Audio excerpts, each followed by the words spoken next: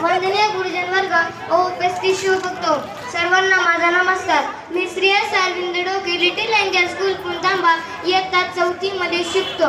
हवा वेगाने नव्हती, हवा वेगाने नव्हती, हवेपेक्षा राजांचा वेग होता.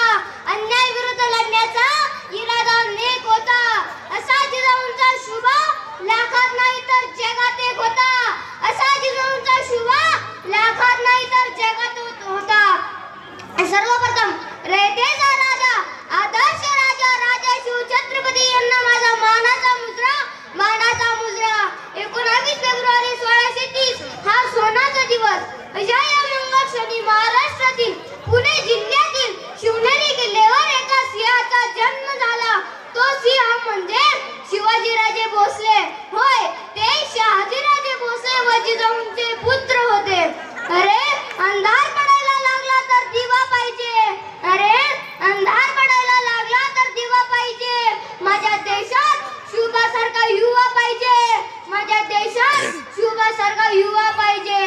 महाराज व्हायला कितीतरी लहान होते, पण त्यांच्या मनाची भरारी खूप मोठी होती.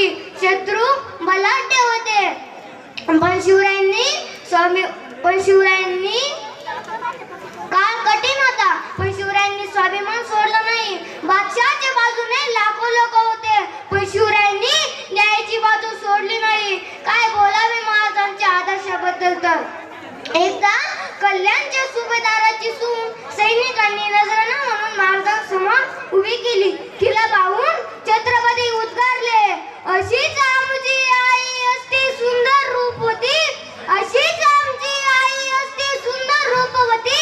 आम्हीही झालो असतो सुंदर वदले छत्रपती, आम्हीही झालो असतो सुंदर वदले छत्रपती. युक्ती आणि कूटनीती म्हणे तर महाराजांचा हात पकडणं त्या काळातही कोणाला शक्य नव्हतं. एक परदेशी इतिहासकार म्हणतो, युक्ती आणि कूटनीतीमध्ये महाराजांच्या करंगळी जितका होता ना, तितका औरंगजेबाच्या पूर्ण शरीरात